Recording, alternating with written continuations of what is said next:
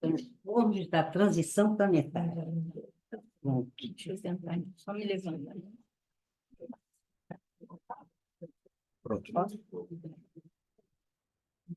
Deixa eu tirar daqui. Pronto. Posso? Bom, boa tarde, então, a todos, tá? Eu vou fazer uma pequena leitura e eu tirei alguns textos, é um texto de Emmanuel, tá? Bom, auxiliemos.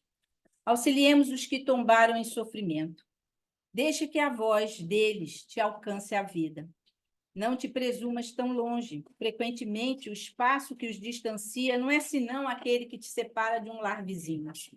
Enquanto nos detemos pensando nas lágrimas que lhes encharcam as horas, é possível estejam a poucos metros de nós, carregando fadiga e desilusão. Deixem que te visitem o espelho da consciência. Vê-lo-ás sentindo-te por baliza de extensa caravana de angústia. Dói contemplar não somente os adultos algemados à provação, mas também as crianças e jovens espoliados de afeto, que a necessidade, em muitas ocasiões, relega ao espinheiro da enfermidade ou à vala do vício. Se desfrutas saúde, se tens algum tempo disponível, se possuis influência ou se detens essa ou aquela sobra na bolsa, colabora para que se reduzam o desespero e a aflição que ainda lavram na terra. Não exijas, porém, a alheia gratidão por auxiliar. Ora por eles e ampara-os de maneira indireta. A mãe dos obsessores e dos ingratos, ainda quando desencarnadas, estão vivas, e elas vibram de esperança e felicidade pelos gestos de amor e te dirão em preces de alegria no silêncio da alma. Deus te guarde e te abençoe. Emmanuel. Bom, nós vamos falar dos transtornos da transição planetária. Quem quer apagar a luz? É melhor apagar? Não? Bom, a loucura e o desequilíbrio, sem sombra de dúvida, vão ser marcos da transição planetária, né? Tem alguns simpósios que a gente até pode ver pela internet, do Haroldo, de Valdo, Rossandro e outros, conversando de textos antigos de Bezerra, já falando disso, que nós teríamos grandes perturbações nessa época. Desequilíbrios, portanto, psíquicos e espirituais estariam em volume muito grande nesse momento da transição. Muitas oportunidades de reencarnação e muitas delas reencarnações expiatórias, ou seja, reencarnações de sofrimento, né? Porque haveria a chance de trazer mais espíritos para entrar no processo de evolução. E, obviamente, nós íamos ver uma incapacidade psíquica e uma imaturidade espiritual rondando o planeta de uma forma meio crônica nesse período de transição, né? Muitos transtornos, vocês entendam que para evoluir é preciso conviver, é preciso estar com o outro, trocar, né? E para conviver você precisa estar junto, né? E a gente vai ver que muitos dos transtornos hoje, principalmente os que vão afetar os extremos da vida, a infância e os idosos, trazem o quê? Uma falta de integridade social, uma tendência a isolamento e à introspecção, um problema de uma linguagem, de uma comunicação verbal e não verbal, atitudes de violência para consigo mesmo, quantas pessoas jovens se autoflagelando, suicídios e violência para com o outro, através da falta da tolerância, da paciência, né? Uma incapacidade de perceber o outro. O outro me incomoda tanto, o outro me atrapalha tanto, ele está tão fora do meu mundo ideal que eu deleto ele. Portanto, ter empatia fica difícil. E é importante, no momento de transição em que a gente tem tanto desequilíbrio, tanta instabilidade, a empatia daqueles que estão em uma condição um pouco melhor, né? A ausência de si próprio, não só no sentido do vazio interior, mas literalmente a ausência de si próprio, de não perceberem os seus egos. E aí a gente vai ver tanto no início da vida, que a Sônia hoje até falou do autismo que eu vou falar, quanto na demência, a ausência de si próprio, né? Não se reconhecer o ego que está ali encarnado, tendo a oportunidade de evoluir. E aí gerando uma grande instabilidade psíquica e espiritual. E aí nós temos no panorama da população da Terra o quê? Crianças, muitas crianças com transtorno, né? Isso aqui ficou bem melhor, né? Eu consegui enxergar aqui sem precisar eu estava aqui com os óculos, não enxerga, agora aqui ficou mais. Então, a gente vê crianças, muitas crianças com transtorno do espectro autista, né? Numa gama de variedades enorme que a gente vai ver depois, com TDAH, que é difícil o convívio deles, eles com eles mesmos, né?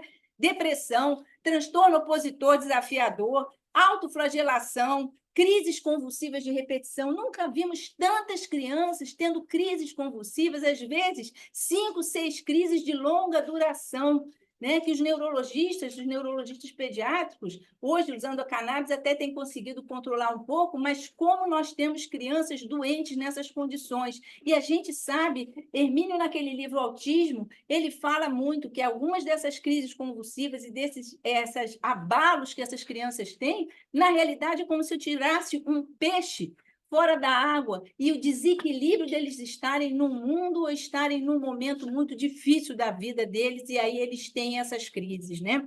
Do outro lado, nós temos os idosos com demência e depressão, ambos em uma extrema vulnerabilidade, tanto psíquica quanto espiritual. E a geração que seria de apoio, de sustentação e acolhimento, essa geração se vê com síndrome de ansiedade, com síndrome de pânico, depressivas, com toque e com tendência suicida. Que ótimo. Quer dizer, fica difícil. Os extremos da vida, precisando de ajuda, nós hoje sabemos que, algumas estatísticas falam que 1 em cada 100 crianças tem, dentro do espectro autista.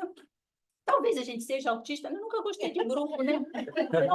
Alguma característica, né? É verdade. Tia Márcia, que trabalha comigo, talvez perceba isso, mas quem sabe? São espectros, né? Mas é importante entender que os sentimentos e as emoções que passam por aqueles transtornos, todos nós sentimos a mesma coisa. A diferença entre o normal e a anormal é muito tênue, é muito discreta, e vai depender de uma coisa, da intensidade e da duração que eu prolongo aquilo. Muitas vezes é normal sentir raiva, sentir tristeza, ficar meio depressivo por um curto espaço de tempo. E aí eu elaboro as minhas ideias, os meus pensamentos e consigo sair daquela situação. Mas se eu fico alimentando aqueles pensamentos, aquele sofrimento, aquela ideia, eu não saio dali e acabo me transformando num transtorno patológico sem necessidade.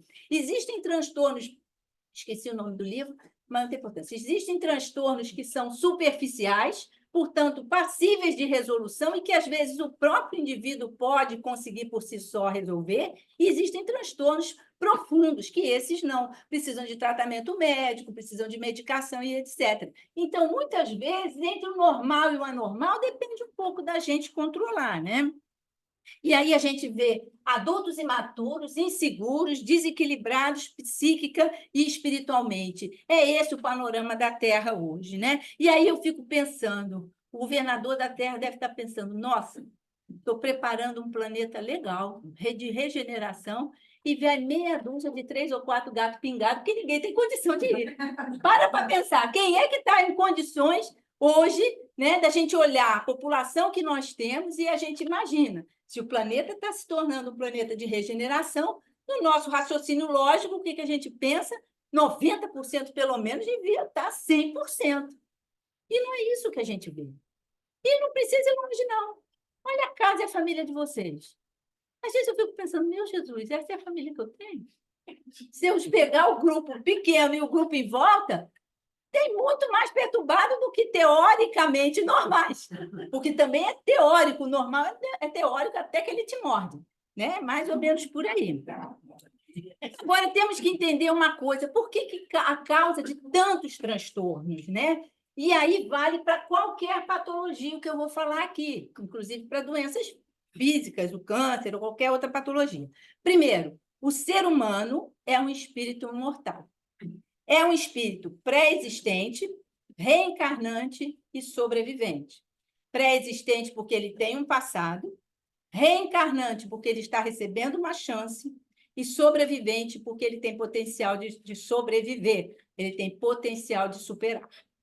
Então, diante disto aqui, a gente entende que tudo é passível de transformação nas nossas condições e que todas as doenças sejam que qualquer explicação, independente do mecanismo físico, genético, que a ciência venha a dar para a formação da minha doença, elas passam pelo resultado do que eu sou nos meus outros processos de vida. Ou seja, as minhas doenças são resultado dos meus processos anteriores, daquilo que eu trago da minha vida, de outras encarnações que estão marcadas no meu perispírito. Mas e a genética, Eliane? Durante muito tempo, a genética nos disse que nós somos frutos dos nossos genes. Não adianta eu fazer para lá ou para cá, que eu sou fruto do meu gene. Posso fazer tudo em termos saudáveis, mas se a minha família toda morreu de câncer de pulmão, eu vou morrer de câncer de pulmão, fumando ou não fumando. E a ciência hoje não fala bem isso, né? A ciência hoje fala de algo chamado epigenética. O que é a epigenética? A gente sabe que a gente tem a sequência do DNA, por exemplo, A, B, C, D é a sequência do DNA. Teoricamente, isso seria um DNA de um vesgo, vamos supor, tá? A gente hoje sabe que existem modificações reversíveis e herdáveis, que eu vou passar para as minhas outras gerações, que mudam a forma como aquela mesma sequência se exterioriza, se mostra no meu corpo físico. Então, ele diz o seguinte, que fatores ambientais são importantes na epigenoma. E o que é a epigenoma? Nada mais é do que alterações químicas. Lembrar que tudo que é químico tem muita ação da energia, né? A energia atua muito na química. Então, o epigenoma é um conjunto de modificações químicas que ocorrem no DNA, naquela mesma sequência, e nas proteínas que estão associadas a ele e que podem influenciar a maneira como ele se modifica, influenciar a atividade daqueles genes sem alterar a sequência do DNA. Continua 1, 2, 3, 4, ABC, nem lembro mais qual foi a sequência que eu dei. Mas ABC, né? ABCD. Então, ficou a mesma sequência, mas existe uma ação química que atua sobre aquilo, aquela mesma sequência, e de vez de eu ter um olho vesgo, eu posso ter um olho normal, ou um ficou para cá e o outro ficou para lá. Modificou. E que é reversível e herdável.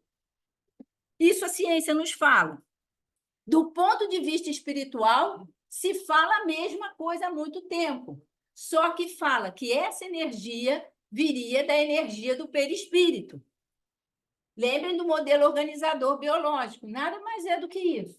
O que ele fala? As necessidades kármicas dos espíritos reencarnantes, elas estão pautadas, são baseadas nas nossas experiências anteriores. Claro, aquilo que eu preciso melhorar, ou aquilo que eu preciso evoluir, ou os vórtices, aqueles nódulos de energia que estão no meu perispírito e que precisam ser trabalhados, eles vão ser o fator deflagrador, aquilo que vai ativar e formar uma energia potente que atuará sobre os meus genes, aquela química que vai se modificar e atuar naqueles genes, ativando, portanto, combinações necessárias para que o corpo físico e as próprias injunções psíquicas sejam ideais para o meu processo evolutivo.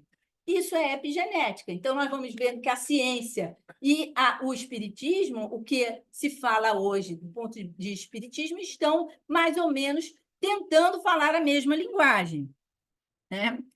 Fatores ambientais, eu botei aqui fatores ambientais no espírito, mas olha só, esse quadrinho aqui, pequeno, eu tirei de um texto de ciência, que não tem nada a ver com o espiritismo. Mas observem que os fatores que eles consideram importantes no epigenoma, portanto, na epigenética, são exercício físico, gente.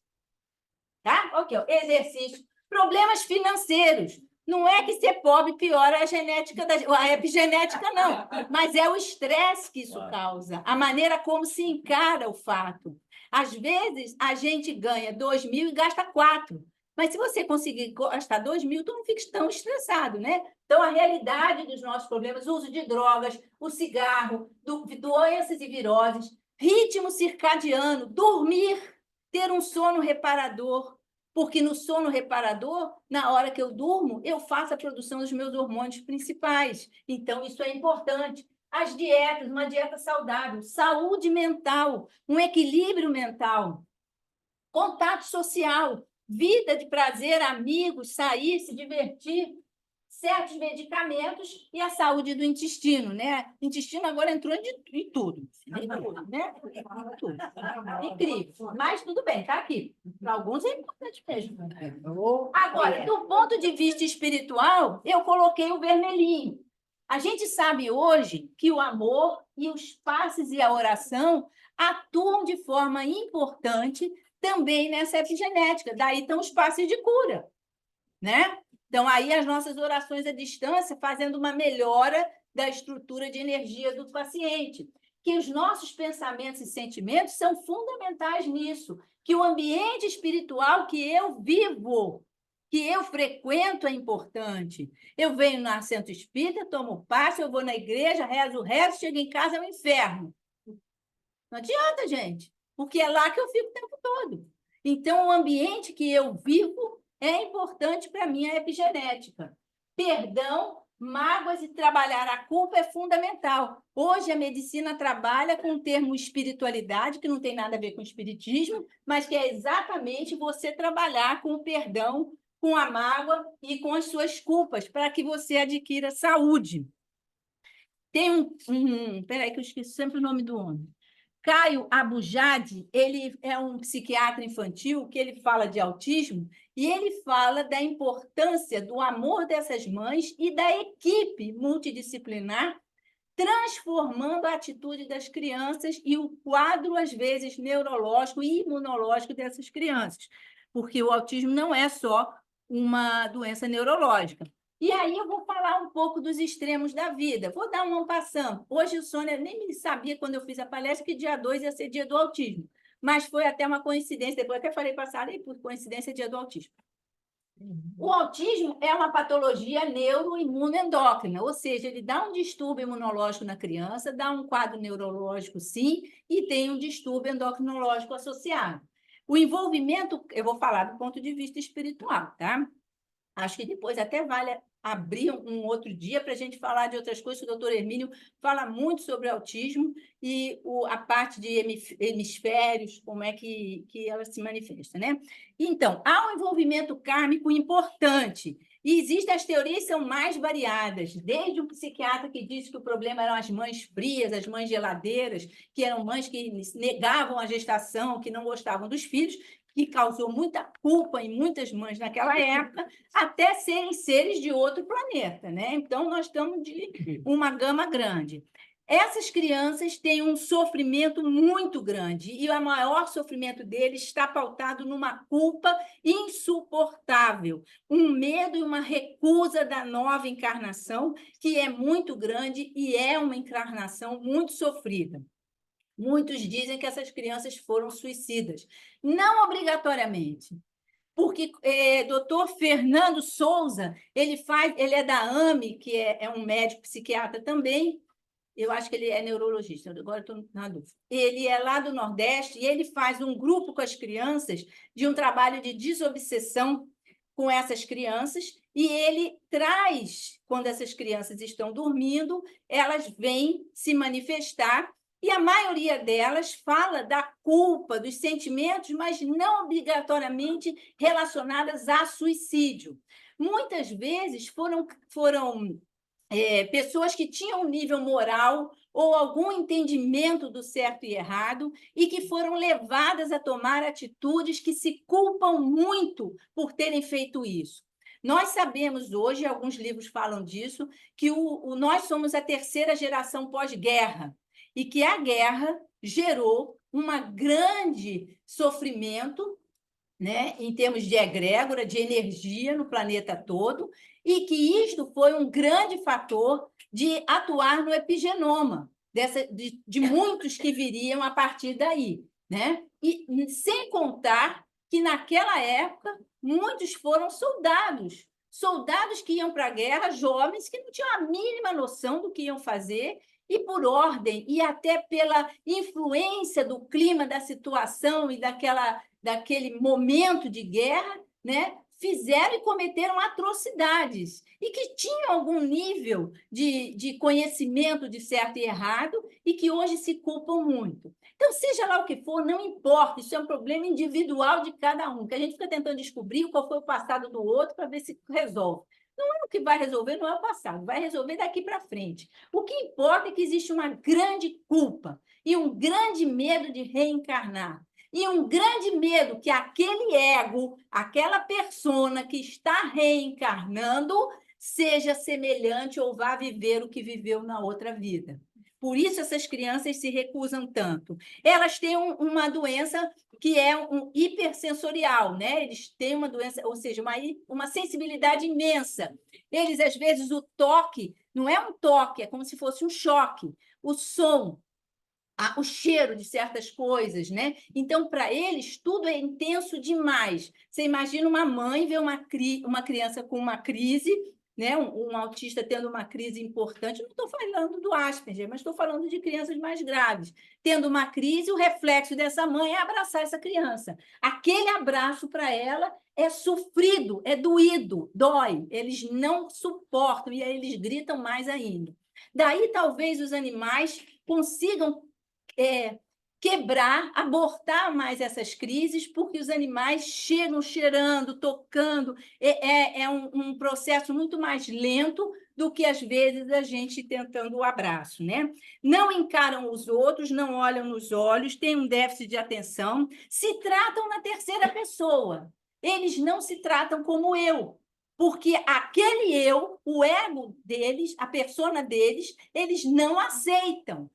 Não aceitam, eles não entendem que aquela é a nova vida deles, né? Não se reconhecem, rejeitam o mundo exterior e se protegem na sua zona de conforto. E quando tentamos tirar eles da zona de conforto, às vezes até por uma certa ignorância nossa, né? Naquela tentativa de trazer para cá, eles ficam que nem os peixinhos fora d'água, se batendo, e são crianças que se batem na parede, se batem nelas, porque é dolorido, sofrido, angustiante sair da zona de conforto, né? Alguns têm lesões, por isso como eles não percebem o outro, eles não têm a mínima empatia. Doutor Fernando Souza, uma das crianças, quando desdobrava e vinha na sessão de desobsessão, dizia o seguinte: é duro eu ver a minha mãe aos prantos e eu não sinto nada. Porque, em geral, a criança vem, traz aquele negocinho que ela fica no nariz, aquele travesseirinho todo lambido para você. Até o cachorro, se você estiver chorando, vem para você, né? Porque há um ato de tentar te proteger.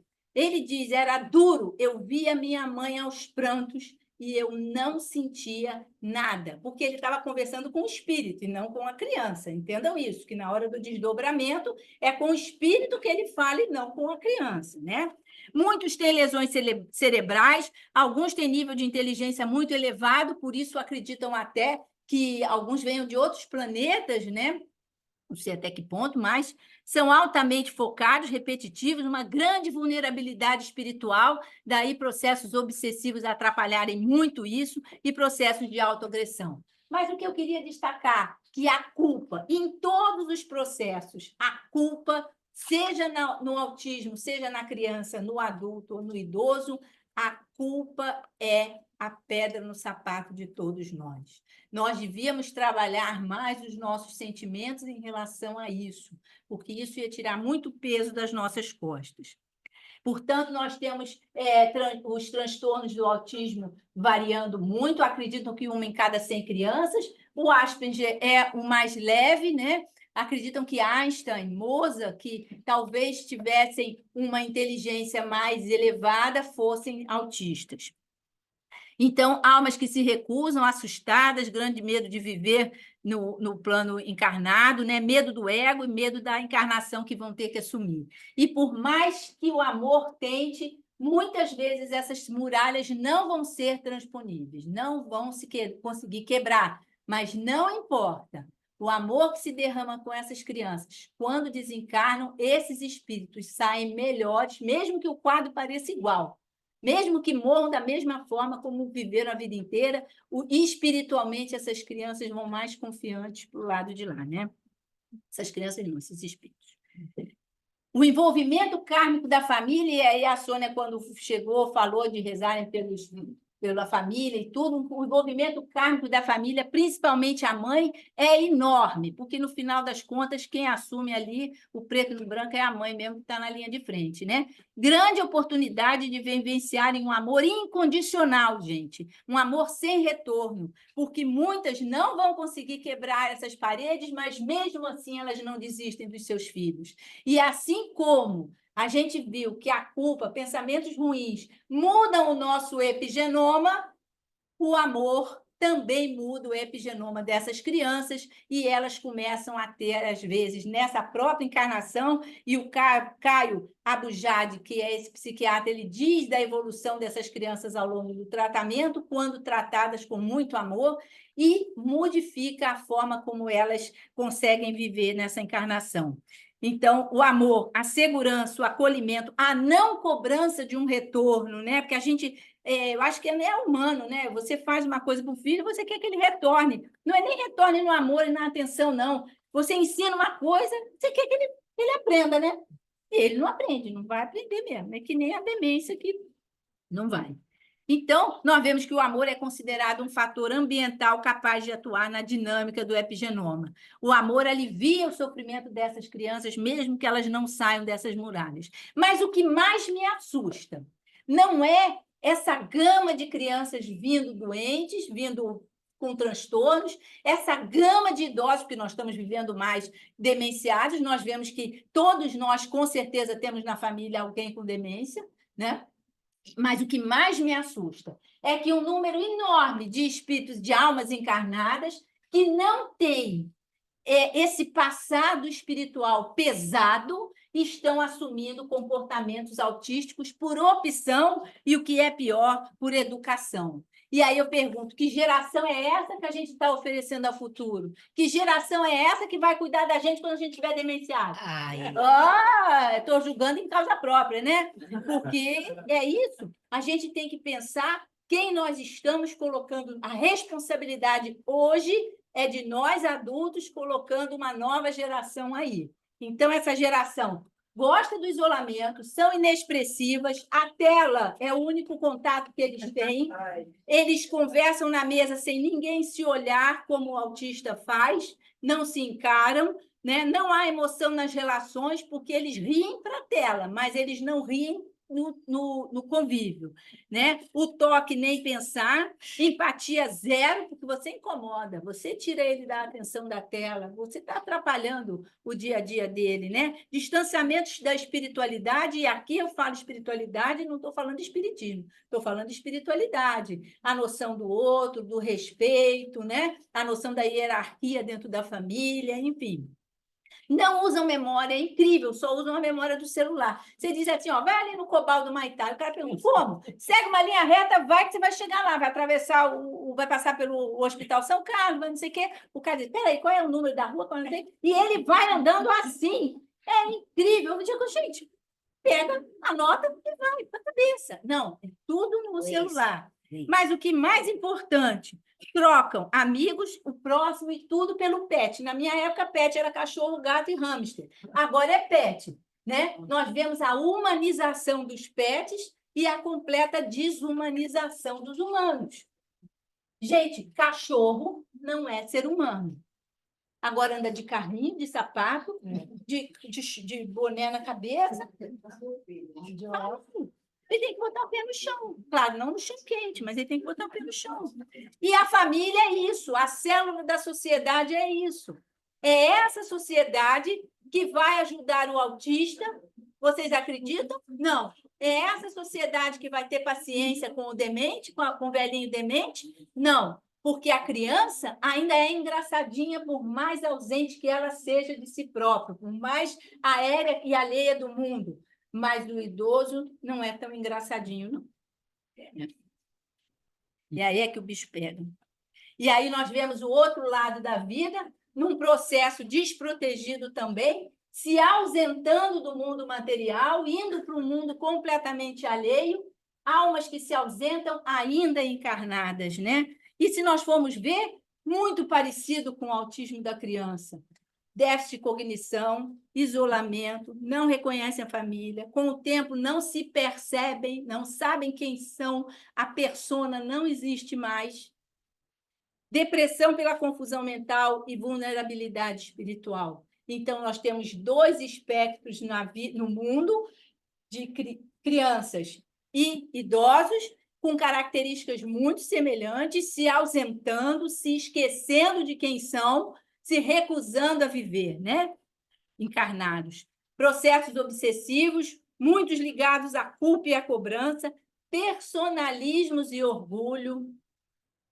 Vamos trabalhar o nosso personalismo, o nosso orgulho, a nossa rigidez de hábitos. Tem gente que come todo dia no mesmo lugar, a mesma comida, não é? E se sai daquilo ali, é um problema. A gente tem que ser mais flexível. Isso trabalha a nossa criatividade, trabalha o nosso mental, a não aceitação da fase da vida que estão vivendo. Nós vivemos etapas. Essas etapas vão mudando, mas cada uma tem a sua graça. Nem que seja a sua Novalgina de 6 em 6 horas, né? Faz aquele Novalgina efervescente, mas nem que seja. Vamos lá. Está vivo? Vamos embora. Solidão e o treino do desapego. Isso aqui é muito importante. Eu acho que o treino do desapego é uma grande coisa também relacionada a essa geração que está desencantada com o mundo que está vivendo e que se ausenta, né? Já vou acabar, tia Sara.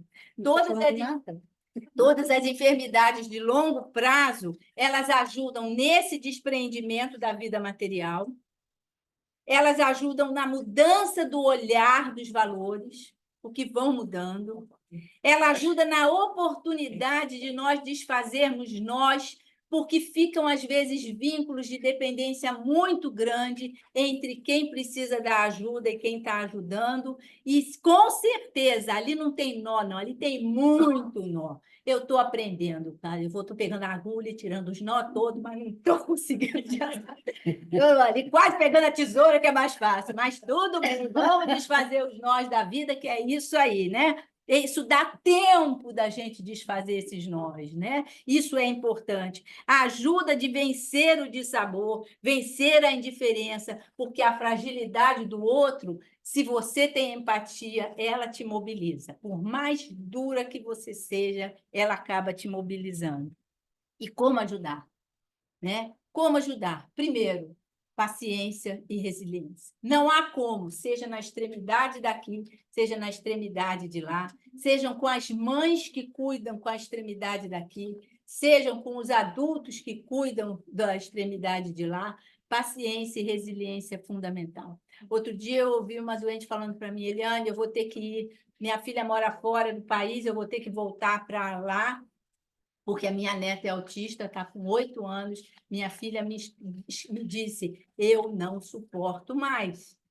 E a menina está emagrecendo, se recusa a comer, porque ela diz, eu quero desaparecer do mundo. Eu quero ficar tão magra que eu quero desaparecer do mundo. Isto é a forma verbal que ela consegue dizer que ela não suporta mais. Isso é a forma verbal de um suicídio. Só que na cabeça dela não passa isso, mas numa adolescência à frente, isso vai, né? Então, essa mãe não suporta mais, essa criança não suporta mais, e aí? Vai a mãe virar as costas e ir embora? Não. A mãe já trabalha em casa para poder ficar com a criança. A criança não tem escola porque não tem condição de ter escola, ela não tem condição de frequentar a escola. Imagina uma mãe 24 horas ali. É duro. E você vê que não vai para frente. Só pior. Né? Difícil. Muita oração e muitos passes. Dialogar com este espírito e não com a alma encarnada em vigília. Não adianta eu ficar dizendo para minha mãe lá, mãe, olha, papai do céu está te protegendo. Não é assim mesmo, entendeu? Entenda a evolução. Nós brigamos muito em outra vida, mas dessa vai dar certo. Mas eu estou fazendo o que eu posso. Não adianta, porque em 2 minutos ela não prestou atenção em nada, nem escutou, nem nada. Mas o espírito dormindo é igual à criança. Se a criança está dormindo, chegue até ela e converse. Fale. Eu vim, eu estou disposta a te ajudar. Eu sei que não está sendo difícil para você, mas também não está sendo fácil para mim, mas eu estou disposta a te ajudar. Vamos dar as mãos, vamos seguir em frente. E a mesma coisa, dizer àquele adulto que está ali, totalmente alheio de si, mas que precisa de uma palavra. Dormindo, o espírito dele te ouve melhor do que a alma dele acordada, em vigília. Então, converse com ele dormindo, né? Até porque ela não vai mandar ficar você repetir, porque ela não vai dormir. Facilita muito o diálogo, né? Oh, meu Deus! Vamos tentar resgatar a integridade psíquica e espiritual, não só de quem está doente, mas do cuidador, gente. O cuidador morre primeiro do que quem está doente, não tenham dúvida disso. E é verdade, gente. Já vi muita gente vindo, cadê seu esposo? Morreu, morreu. Via outro, cadê seu esposo? Morreu. Todo mundo morreu, falei, o velho lá, firme e forte. Por quê? Ele não sofre. Entendam isso. Às vezes o sofrimento é espiritual, mas o dia a dia é menor. O estresse que o cuidador, às vezes, primeiro, pela falta de aceitação da situação, pela repetição, pelo não entender. Às vezes a gente tem que fingir que não ouviu, gente. Não viu, não viu, não sabe, ignora. Né? Porque tem que ser assim, não dá para ser 100% certinho. Não dá. Essa flexibilidade é resgatar, às vezes, essa integridade psíquica. Não tenham dúvida. Seja na criança, seja no adulto, seja no jovem que está com síndrome de ansiedade, querendo se matar, o adolescente, o filho, não importa. Isto é um encontro. Pode ser um encontro com um pequeno grupo familiar e pode ser um encontro com um só. Mas isto é um encontro. A chance de aprendizado dos dois lados é imensa se os dois lados estiverem dispostos a isso. Quem acolhe e quem é vulnerável precisam aprender a aceitar a ajuda e a dar a ajuda. Às vezes, eu digo para o pessoal mais velho, e me incluo nisso, a gente é de uma geração que acha que é autossuficiente. Né? Arregaça a manga e faz tudo. Né? Quando chega na velhice, a gente não aceita a ajuda de ninguém. Porque fica na cabeça que é autossuficiente. Eu sempre fiz tudo sozinha. Essa frase eu escuto o dia inteiro. Eu sempre fiz tudo sozinha. Ai, meu Deus, agora não dá mais para fazer sozinho. Então, a gente tem que aprender a aceitar a ajuda do outro. A gente tem que aprender a aceitar a gentileza do outro. O agrado que o outro faz e dizer, sabe uma coisa? Vou relaxar aqui mesmo, enquanto você está olhando. Mesmo que o outro não olhe direito, não tem importância, gente. Eu já contei aqui? Não sei se eu contei. Outro dia o Fernando falou para mim, vou lavar a louça de domingo para te dar uma folga. Eu falei, beleza. Aí a louça de domingo foi o seguinte, eu sujo muita coisa porque eu não sei cozinhar direito. Então, sujo quase os talheres todas, as panelas, estou fazendo uma confusão. Ele botou uma música às alturas, botou o avental. Tinha espuma até na parede da cozinha. Aí eu comecei, eu detesto música. Aí eu olhei aquilo e falei, sabe uma coisa? Ele está fazendo com uma boa vontade. Pô, se eu der um espuma, pô, olha o que você está fazendo, a água tudo com espuma na parede. Pô, não vai fazer mais. Aí eu, sabe o que coisa? Fechei a cozinha, fui para o meu quarto. Depois eu limpo, vou ter que limpar mesmo. Né? Depois eu vejo o que sobrou. Se sobrou algum copo, algum talher, a gente vê o que sobrou. E é isso, gente, aceitar a gentileza. O outro vai fazer a gentileza do jeito dele. A gente tem que entender isso. Nunca é na hora que a gente quer e do jeito que a gente faz. Essa inflexibilidade também congela o espírito da gente. Vamos ser mais flexíveis, vamos ser mais leves, vamos aceitar que a vida está passando. E se a gente acredita, ela continua. Vamos trabalhar com as nossas culpas. Vamos olhar com a nossa consciência para essas famílias que estão com estas crianças. Porque essas crianças vão viver muito. Os nossos velhos estão ali. Deixa eu te fazer uma pergunta. Não sei se eu vou saber responder. Eu não sou neurologista. Mas não é brigar, nem discutir, nem discordar da pessoa.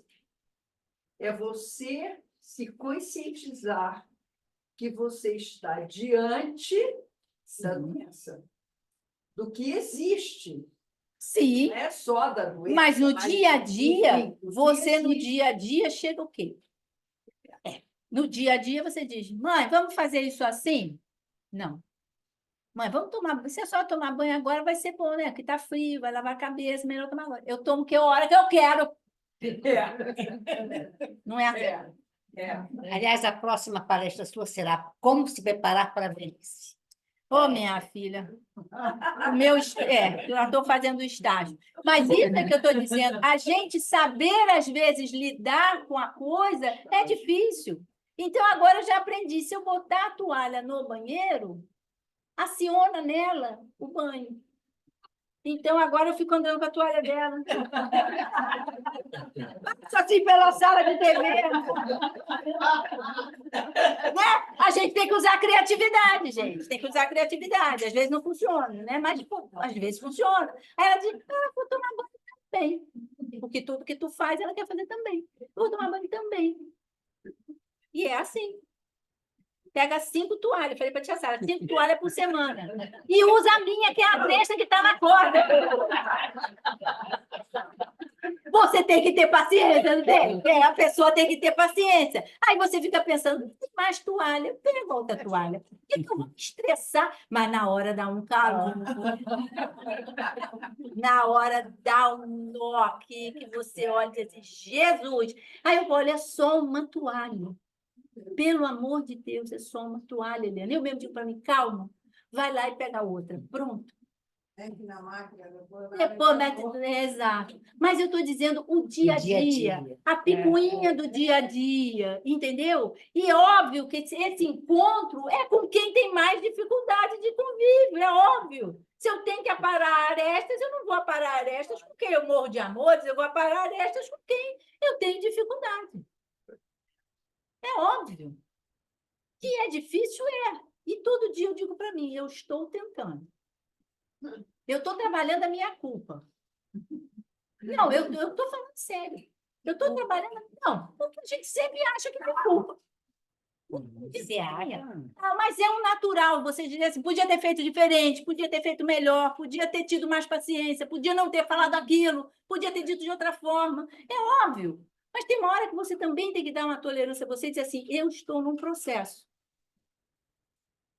Você vai dizer que essa mãe, tem horas que essa mãe com essa menina não deve nem olhar para a cara dela, porque não quer ver. Ou vai dizer que essa mãe está o dia inteiro sorrindo para ela, dizendo, vem, querida. Não, deve estar pensando, meu Deus, para que eu fui ter filho?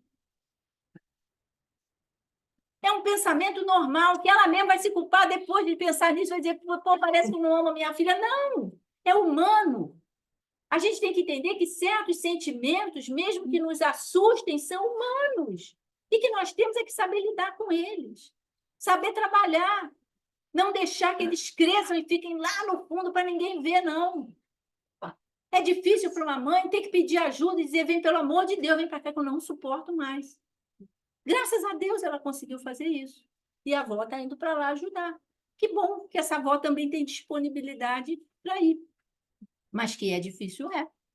Então, eu concordo. Vamos rezar pelos esses extremos vulneráveis que estão precisando de uma sociedade que não está preparada para isso, que não foi educada para isso. Uma boa tarde para todos. Desculpem aí a demora. Eu não sei se...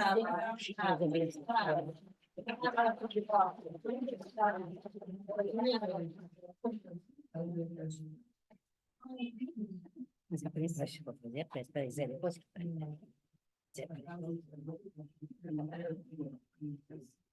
Bom, você faz. Você faz. Está gravando ainda, só dela. Posso falar?